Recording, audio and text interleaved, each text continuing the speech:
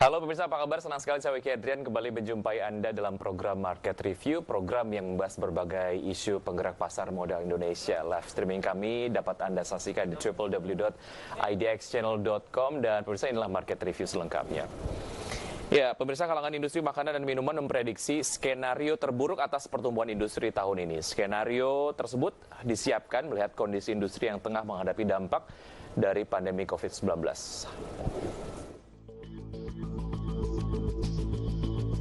Secara umum, industri makanan dan minuman Indonesia mengalami pertumbuhan hingga 7% atau lebih setiap tahunnya.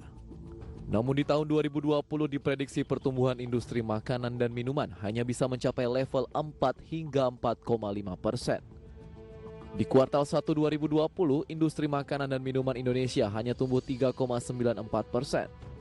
Salah satu latar belakang di balik penyusunan skenario terburuk itu adalah penurunan konsumsi rumah tangga Indonesia yang sangat drastis, yakni 2,84% pada kuartal 1 2020 dibandingkan tahun 2019. Selain itu, bulan Ramadan dan juga Lebaran yang biasanya diandalkan sebagai penopang pendapatan industri makanan dan minuman tidak berlaku lagi di tahun ini. Kondisi akan semakin buruk jika pelemahan rupiah terus terjadi. Hal ini memberikan pengaruh bagi harga bahan baku yang diperkirakan akan naik. Belum lagi hambatan-hambatan dari negara eksportir bahan baku yang masih melakukan karantina wilayah atau lockdown untuk memutus rantai penularan virus sehingga volume impor akan berkurang.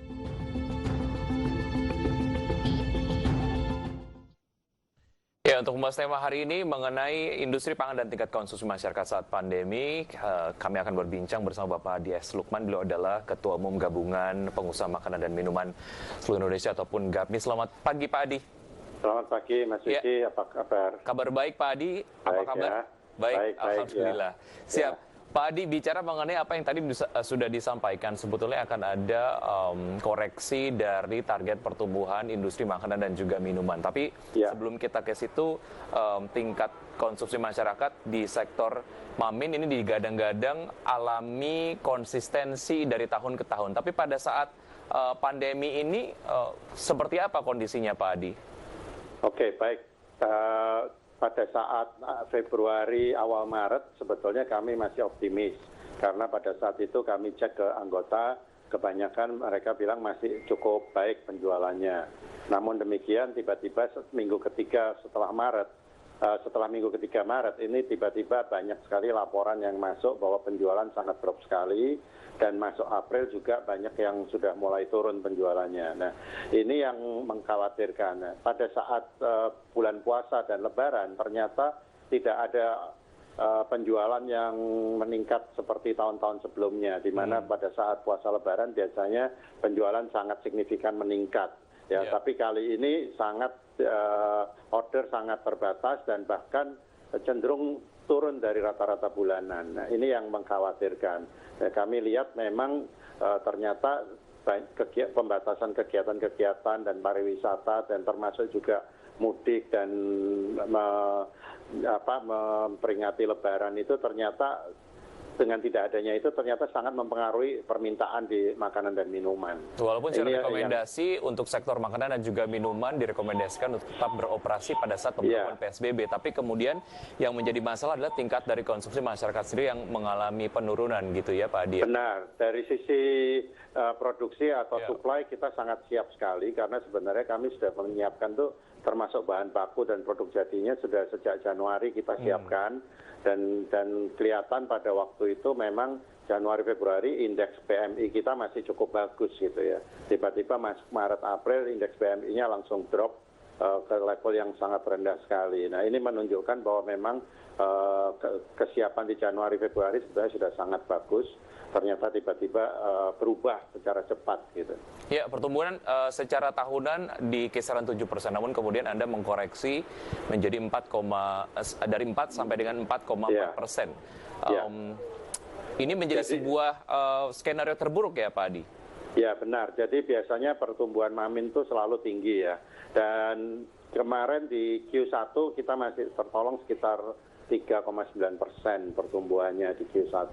Nah, Q2 ini kelihatannya tidak lebih baik dari Q1. Makanya perkiraan saya saya berharap di semester 2 dengan adanya mulai dibukanya atau dilonggarkannya PSBB, kemudian mulai aktivitas ekonomi mulai digulirkan, mudah-mudahan permintaan ini akan meningkat dan kita kejar ketertinggalan ini di semester 2. Nah, oleh sebab itu saya dengan asumsi bahwa industri makanan minuman saya tetap masih optimis adalah sektor yang paling cepat pulih pada saat geliat ekonomi mulai digulirkan lagi. Kita harapkan di semester 2 ini bisa kita kejar dan maka dari itu dengan asumsi pertumbuhan ekonomi kita Indonesia sekitar 2,3-2,4%, kita harap di industri makanan minuman bisa tumbuh sekitar 4-5% gitu. Baik. Ya, secara koreksi pertumbuhan, apakah ini secara general terjadi di industri makanan dan juga minuman atau sebetulnya secara subsektor masih ada subsektor yang pertumbuhannya masih positif? Seperti apa, Pak Adi? Masih ada yang subsektor yang cukup baik ya, terutama di industri-industri yang dibutuhkan saat pandemi ini, misalnya susu, industri susu, kemudian karena banyak work from home. Industri tepung-tepungan, kemudian bumbu-bumbuan, minyak goreng itu masih cukup baik. Di samping itu juga pangan-pangan fungsional seperti pangan-pangan yang untuk kesehatan dan lain sebagainya, ini juga masih cukup baik. Nah, beberapa industri yang punya produk-produk seperti ini kelihatannya masih bisa menikmati pertumbuhan yang lebih baik gitu. Nah, meskipun sebenarnya secara umum kita agak turun. Dan yang industri yang jelek itu ya, terutama industri minuman. Baik. Karena mungkin kegiatan di luar sedikit, orang masak air sendiri, bikin minuman sendiri, teh, kopi, dan lain sebagainya, termasuk bahkan saya dengar sebagian rumah tangga karena menghemat masak air sendiri di rumah, ini juga mempengaruhi industri-industri minuman secara umum. Gitu. Baik, apa upaya-upaya yang dilakukan oleh industri untuk mengakali koreksi yang kemudian Anda tadi prediksikan terparah di 4 sampai dengan 4,4%. Kita akan lanjutkan usai jeda berikut ini, Pak Adi.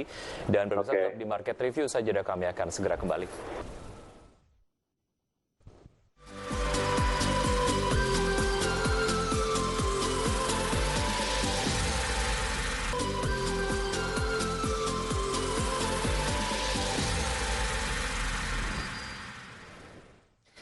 Ya, terima kasih Anda masih bersama kami dalam Market Review. Sebelum saya lanjutkan perbincangan bersama Bapak Adi S. Lukman, Ketua Umum GAPMI, ada beberapa data yang sudah disiapkan oleh tim redaksi, diantaranya mengenai pertumbuhan PDB menurut lapangan usaha di tahun 2019. Ini kita akan sedikit flashback mengenai bagaimana sebetulnya berbagai macam industri mengalami pertumbuhan sebelum terjadi pandemi COVID-19. Diantaranya adalah untuk sektor pertanian mengalami pertumbuhan 3,6%, pertambangan 1,27%, industri pengolahan 3,8%, konstruksi 5,76%, perdagangan dan reparasi 4,62%, dan lainnya sampai di 7%. Dan grafis berikutnya ini adalah seperti Anda dapat saksikan di layar televisi Anda, pemirsa. Ya, ini mengenai pertumbuhan PDB berdasarkan konsumsi pada tahun 2019.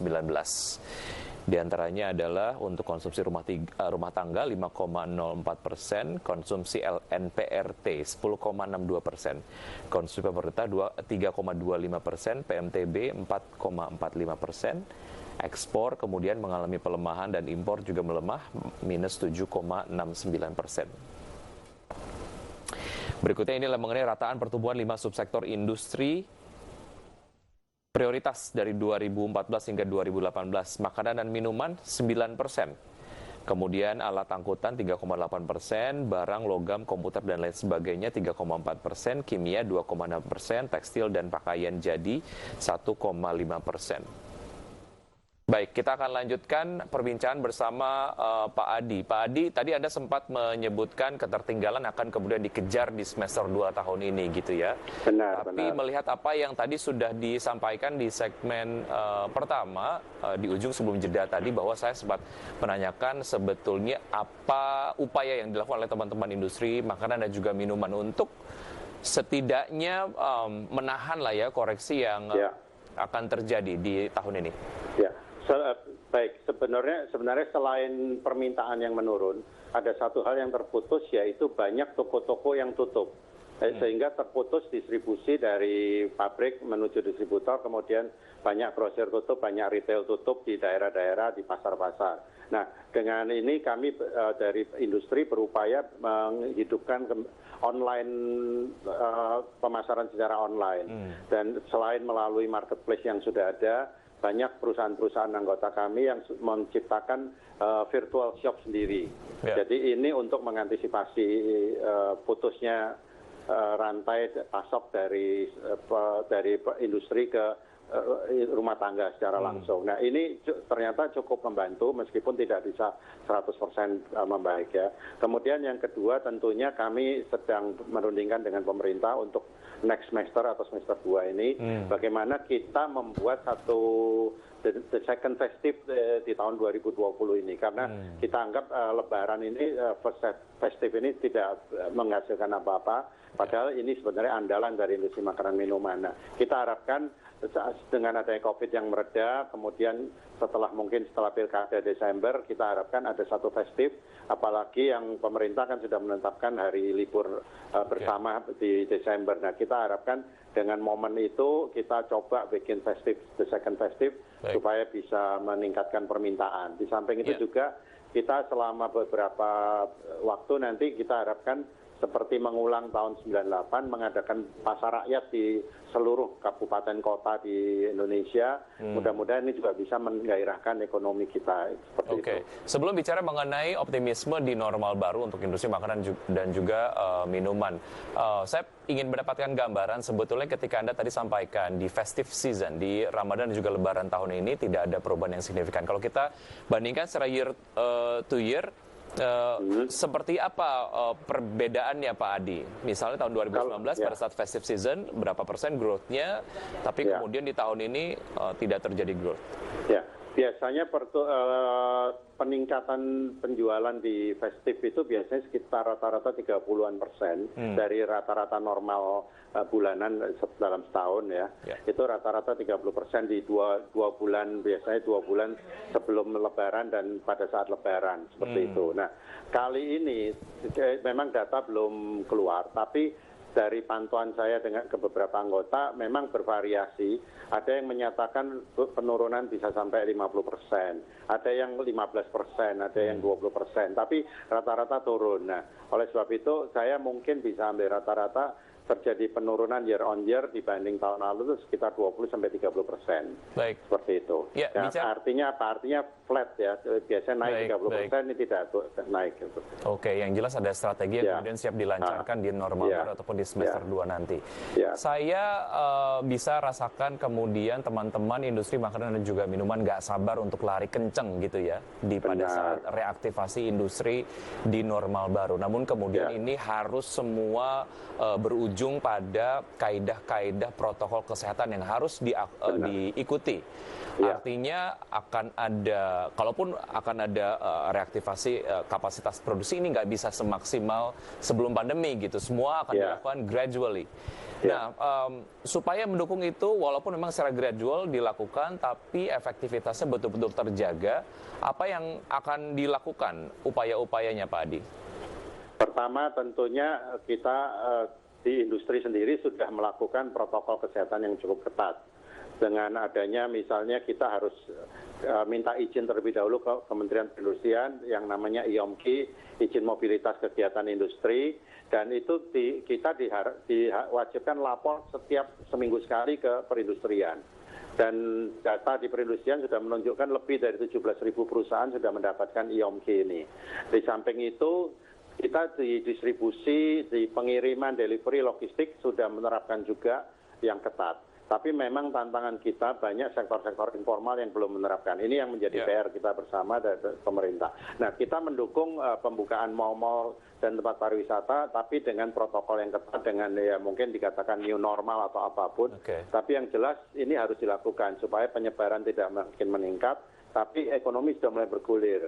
Nah, kita tidak bisa berharap memang pulih 100%, apalagi dengan jaga jarak, waktu dine-in, kapasitas restoran sudah pasti berkurang separuh paling tidak ya.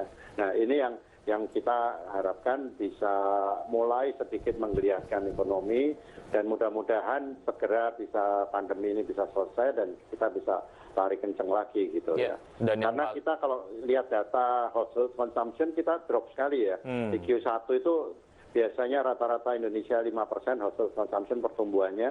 Q1 aja sudah menunjukkan 2,84%. Artinya tinggal separuh gitu pertumbuhannya. Nah, kita berharap ini yang kita harus kejar ya, selain tadi upaya-upaya delivery dan lain sebagainya. Ya, dan yang paling penting adalah teman-teman di bawah GAPMI ini betul-betul komit untuk comply terhadap IOMQ ataupun health protocol yang akan dilakukan. Karena memang jika kemudian hal yang paling tidak diinginkan terjadi, pemerintah tidak ragu untuk kembali menerapkan PSBB berskala besar. Baik, Pak Adi, kita akan lanjutkan usaha jeda berikut ini dan pemirsa tetap di Market Review saja, kami akan segera kembali.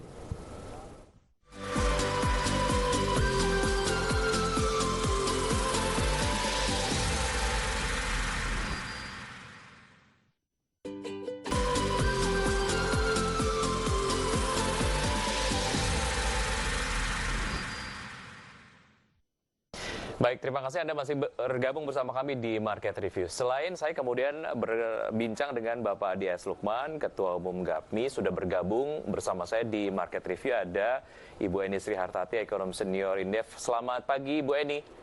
Pagi. Ya, terima kasih sudah bergabung bersama kami. Minal aidin wal faizin, mohon maaf lahir dan batin. Semoga sehat selalu, Bu Eni. Sama-sama. Baik, Bu Eni, tadi kita sempat memperbincangkan mengenai apa yang kemudian terjadi di sektor makanan dan juga minuman. Koreksi paling buruk secara skenario gitu ya, secara pertumbuhan di sektor ini akan ada di 4 sampai dengan 4,4%. Ini terpengaruh karena angka konsumsi ataupun daya beli dari masyarakat terkoreksi. Saya ingin menganalisa lah ya terkait dengan program bantuan langsung tunai yang diberikan oleh pemerintah yang tujuannya adalah untuk tetap mempertahankan daya beli dari masyarakat. Ketika yang dibaca oleh teman-teman industri konsumsinya melemah, apa yang harus dianalisa dari efektivitas program BLT ini, Bu Eni?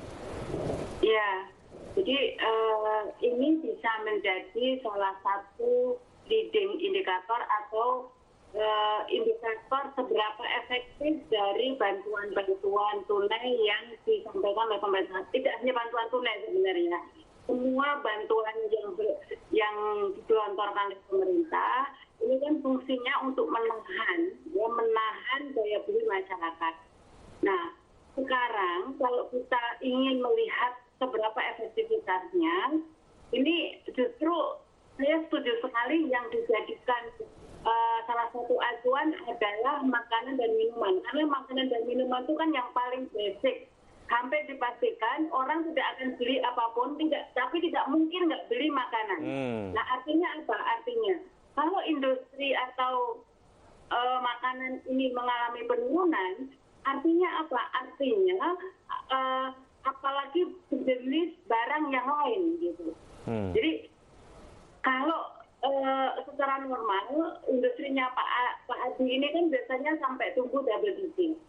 Nah, kalaupun terjadi penurunan, katakanlah ada shock karena pandemi ini, mestinya kalau tidak terlalu terdestroyer gitu, mestinya masih setengahnya, artinya masih tumbuh di kisaran 5-6%. Nah, kalau di bawah itu hampir dipastikan, Mas. Jadi hampir dipastikan bahwa program-program untuk menahan penurunan daya beli masyarakat ini nggak ada efeknya sama sekali.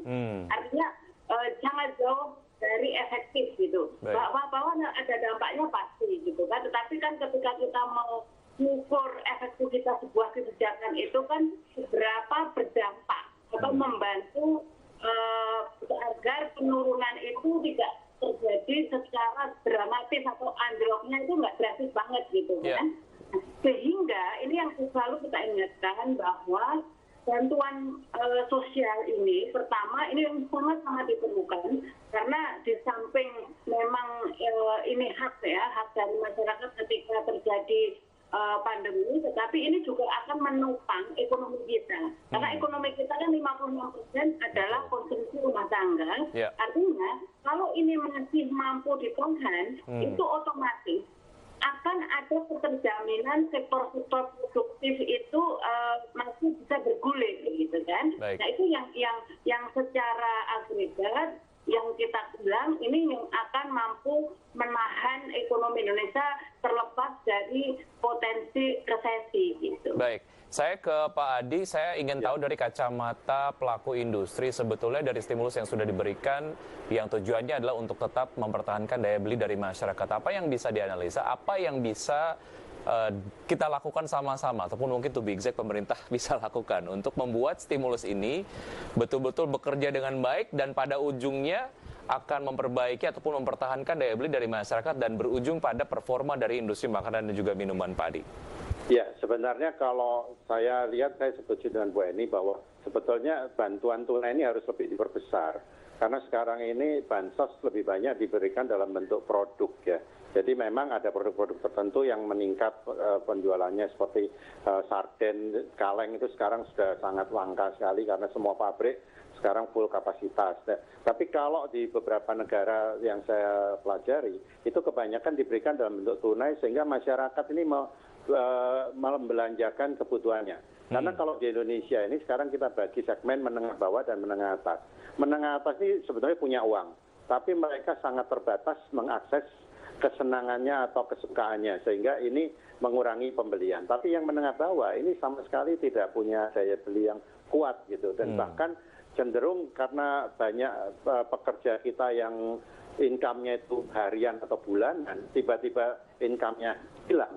Nah ini yang mereka bermasalah. Nah kalau mereka diberikan tunai seperti di negara-negara lain, mungkin ini sedikit lebih meningkatkan daya beli dan bisa mempertahankan. Mudah-mudahan pemerintah bisa segera merevisi bantuan-bantuan itu, kan belum semua disalurkan. Dan kita juga dari Kadin dan asosiasi mengusulkan untuk penambahan dana untuk recovery. Kalau kemarin itu kita katakan survival period, dan untuk recovery kita sebetulnya Kadin mengusulkan beberapa tambahan. Pemerintah mengeluarkan ini untuk mendorong permintaan daya seperti itu. Ya, Bu Eni, keterbatasan anggaran ini sering disampaikan oleh pemerintah ketika bicara mengenai alokasi anggaran pada saat memberikan stimulus lah ya. Ini bisa dijadikan justifikasi nggak? Atau sebetulnya ada refocusing ataupun realokasi anggaran yang sebenarnya bisa dilakukan dan betul-betul disalurkan ke sektor-sektor yang betul-betul membutuhkan? Sebenarnya kalau persoalan alokasi anggaran, peluncuran baru 110 triliun itu lebih dari cukup. Jadi apalagi kalau kita gabung dengan anggaran yang sifatnya reguler yang sudah teralokasi di APBN 2020 sebelumnya, gitu kan. Jadi yang menjadi persoalan itu memang tingkat efektivitas di eksekusinya. Jadi kemarin kan kita selalu diributkan dengan perbedaan atau validasi data. Nah, memang sebenarnya yang dibutuhkan ini karena bagaimanapun kita nggak bisa menutup mata, memang data atau akurasi data untuk penduduk miskin dan apalagi yang rentan miskin, yang miskin saja itu masih banyak yang tidak tepat sasaran. Ini diperluas rentan miskin yang menimbulkan kompleksitas sendiri. Nah, oleh karenanya mestinya kan ada satu inovasi untuk penyaluran bantuan di masa pandemi. Misalnya, tidak terlalu banyak skema. Kan dari awal kita sudah sampaikan jangan terlalu banyak skema, gitu kan. Skemanya cukup 1-2, tetapi betul-betul basis datanya satu. Misalnya kalau sekarang datanya tidak akurat, ya pakai saja data yang dari bottom up dengan nanti supaya tidak menimbulkan moral hazard, maka pakai speaker gitu kan, orang-orang yang terima bantuan dan sebagainya.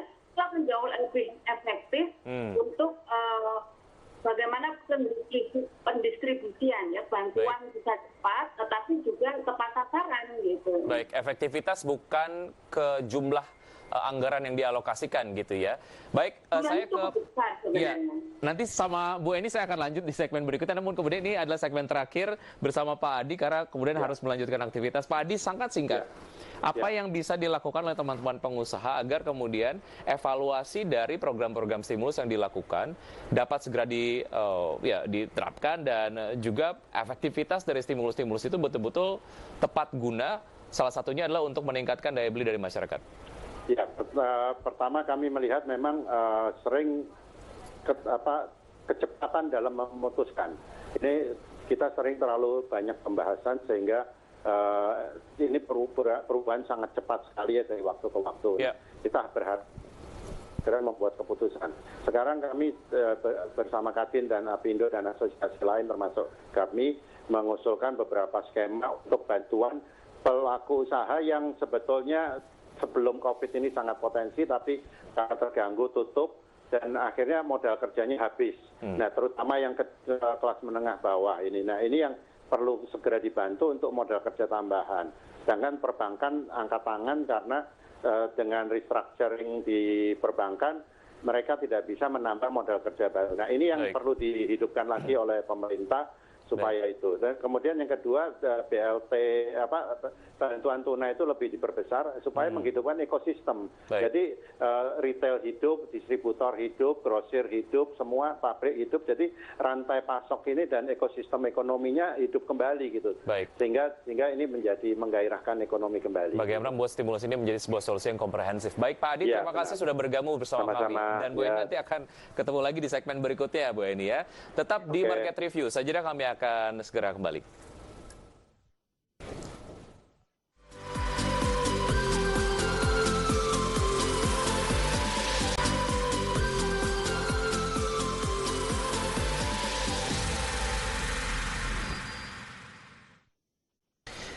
Ya, terima kasih Anda masih bersama kami. Pemirsa, pemerintah terapkan strategi tersendiri untuk mendorong pertumbuhan ekonomi di tengah ketidakpastian global akibat dampak virus corona. Salah satu strateginya adalah mendorong konsumsi rumah tangga yang selama ini menjadi andalan pertumbuhan ekonomi Indonesia.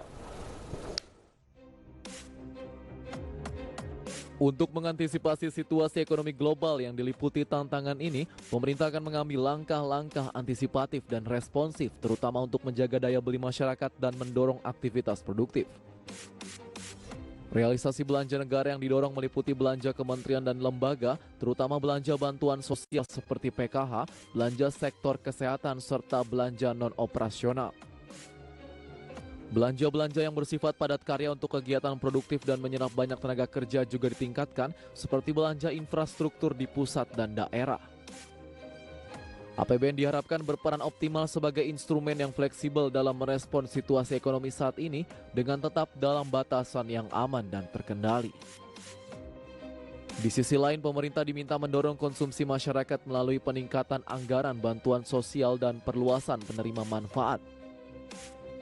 Hal tersebut harus dilakukan dalam rangka mendorong pertumbuhan ekonomi Indonesia yang pada triwulan 1 2020 hanya berada di level 2,97% atau terkontraksi 2,41% dibandingkan periode sama tahun lalu 5,07%.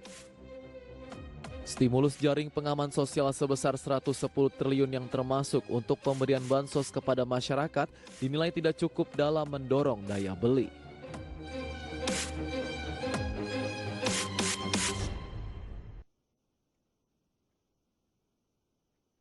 Ya, kembali berbincang bersama Ibu Eni Srihartati, ekonom senior Indef. Bu Eni, pelemahan terhadap daya beli dari masyarakat sendiri ini sebetulnya terprediksi sebelumnya.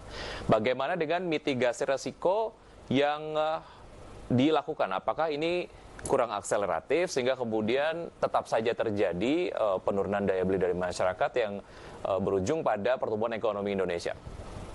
Iya, Mas Diki. Jadi kalau secara perencanaan sebenarnya lebih dari cukup karena pemerintah menganggarkan berbagai macam anggaran perlindungan sosial.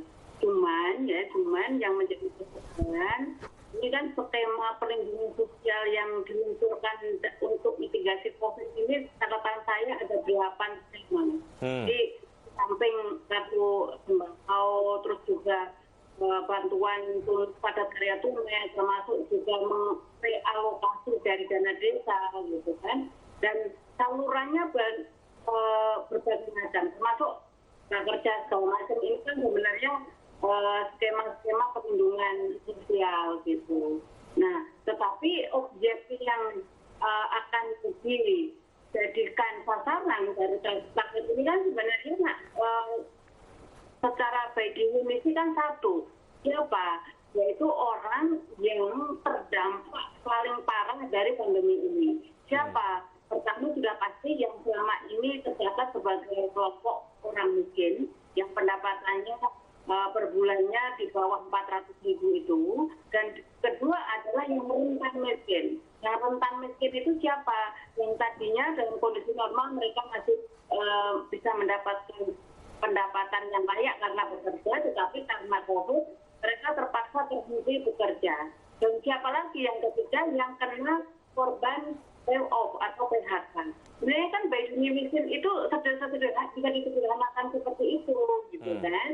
Nah, sehingga sebenarnya tidak perlu berdebat dengan berbagai macam ketidakketersediaan data. Nah, karena ini butuh kecepatan, maka sebenarnya kan dibutuhkan saja pendataan bottom up. Setiap kelurahan diminta menginventaris siapa yang memenuhi kriteria tersebut. Nah, setelah itu yang data yang akan dijadikan untuk pendistribusian berbagai macam bantuan dengan catatan tidak terlalu banyak skema supaya di eksekusinya juga nggak ribet gitu kan, dan mudah untuk memapping siapa yang sudah terima dan siapa yang belum. Nah, untuk mengurangi moral hazard nanti jangan sampai yang terima hanya saudara-saudaranya, RT-nya, RW-nya gitu kan, maka dikasih stempel misalnya di rumahnya kalau mereka setelah mendapatkan bantuan COVID. Nah, bagi mereka yang rumahnya nggak mau distempel, berarti mereka mau layak terima bantuan. Mereka bisa didekati dengan sederhana itu, sehingga pemerintah punya satu mapping yang benar-benar clean siapa di antara penduduk yang terdampak COVID ini dan perlu perlindungan yang sudah mendapatkan dan yang belum.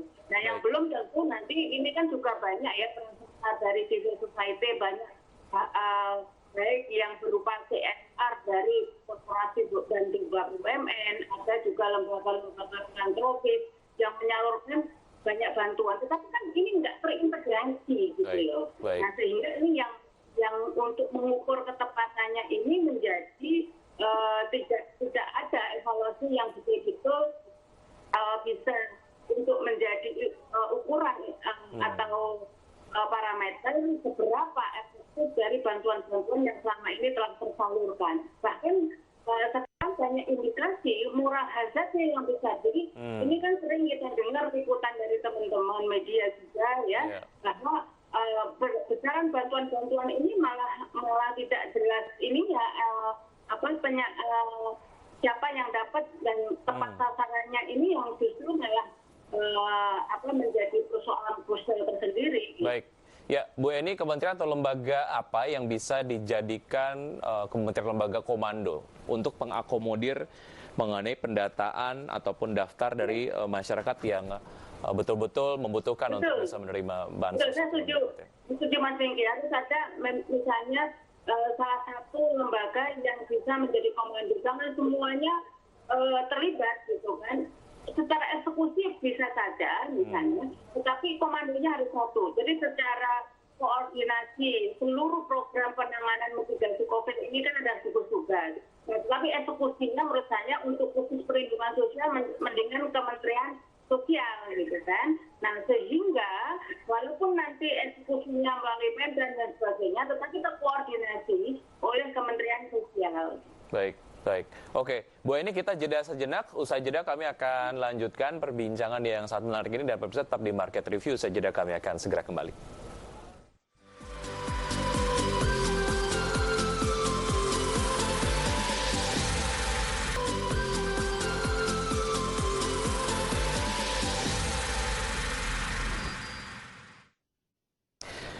Terima kasih Anda masih bersama kami di Market Review. Sebelum saya lanjutkan perbincangan bersama Ibu Eni, ada beberapa data yang sudah disiapkan oleh tim redaksi. Di antaranya adalah mengenai permasalahan industri makanan dan minuman di Indonesia. Di antaranya adalah mengenai regulasi, kemudian juga mengenai logistik, kenaikan upah minimum provinsi, dan penurunan dari daya beli masyarakat di tingkat menengah.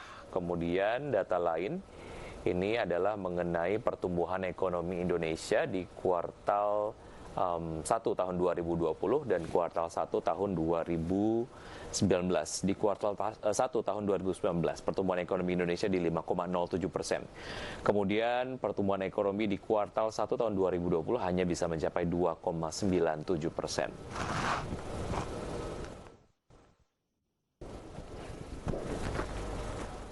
Ya, kembali berbincang bersama Bu Eni. Bu Eni, mengenai permasalahan manufaktur Indonesia, tadi ada kenaikan dari upah minimum provinsi, kemudian juga tadi disampaikan ada penurunan dari daya beli masyarakat, kemudian juga kita belum bicara mengenai pelemahan nilai tukar rupiah yang berdampak pada tingginya harga dari bahan baku dan lain sebagainya. Secara makro, bagaimana Anda melihat kendala-kendala ini kemudian semakin terasa pada saat pandemi? Ya.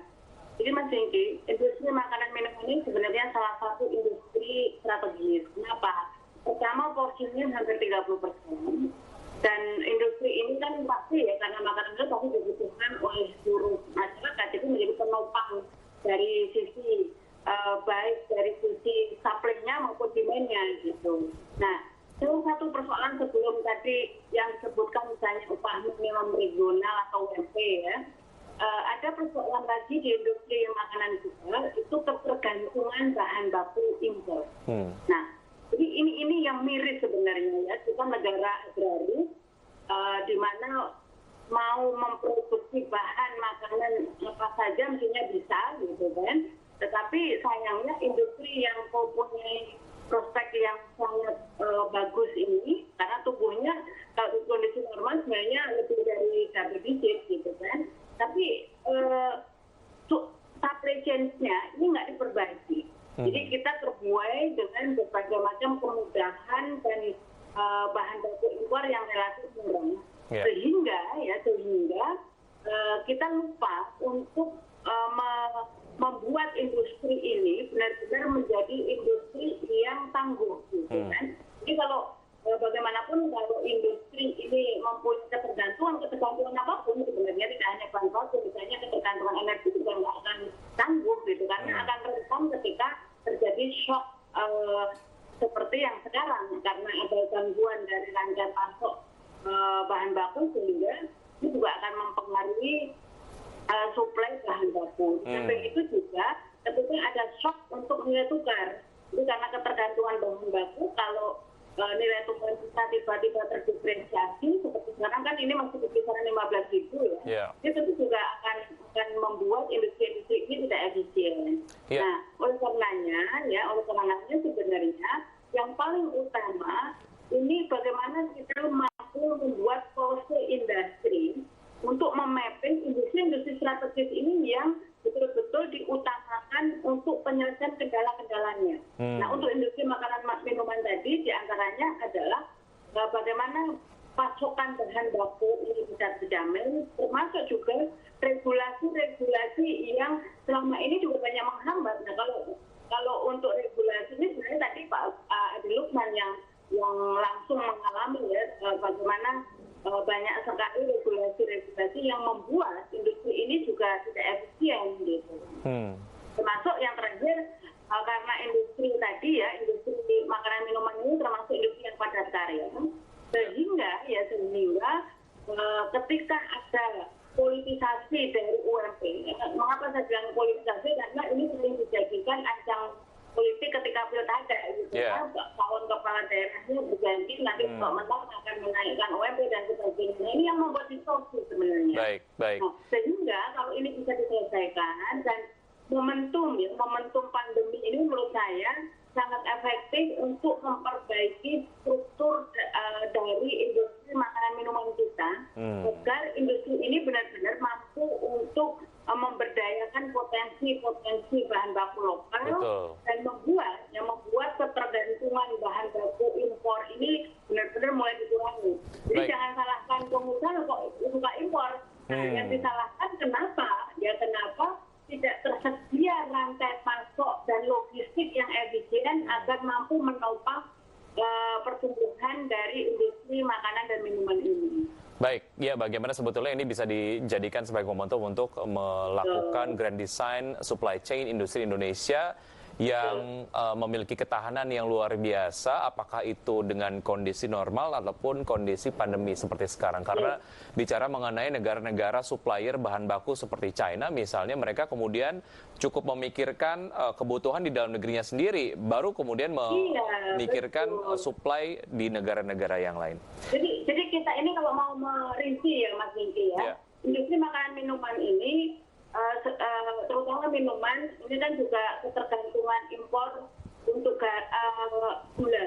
Jadi kita menjadi importer terbesar gula di dunia gitu kan. Termasuk yang juga miris itu kita punya pantai terpanjang di dunia, tapi kebutuhan garam untuk industri ini mobilnya masih impor gitu. Baik. Nah ini kan yang mestinya harus diselesaikan. Baik, ya bagaimana reaktivasi industri, berbagai macam industri lah ya, kita bicara general, di normal baru ini bisa menjadi sebuah penopang pertumbuhan di semester 2 sampai dengan akhir tahun 2020. Kita akan lanjutkan usai jeda berikut ini Bu Eni. Dan pemirsa tetap di Market Review, usai jeda kami akan segera kembali.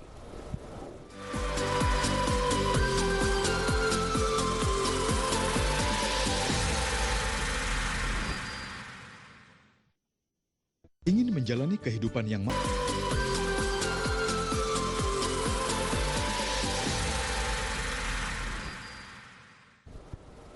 Kita sudah sampai di segmen terakhir, masih berbincang bersama Ibu Eni Srihartati. Bu Eni, di normal baru ini bagaimana sebetulnya angka konsumsi dari masyarakat ikut bisa meningkat berbarengan dengan kegiatan reaktivasi teman-teman industri di normal baru ini? Mas Singki, jadi kalau ditanya bagaimana meningkat, nggak mungkin. Ya. Tapi bagaimana menahan agar tidak anjlok dan minusnya tidak terlalu besar, itu yang masih memungkinkan dilakukan. Tapi kalau meningkatkan nggak mungkin. Dan itu tidak hanya persoalan Indonesia, persoalan dunia gitu. Dan yang harus benar-benar menjadi concern kita adalah bagaimana membuat satu pentahapan di normal baru ini mengutamakan terlebih dulu untuk sektor-sektor yang produktif. Jadi pelonggaran ini kalau misalnya tidak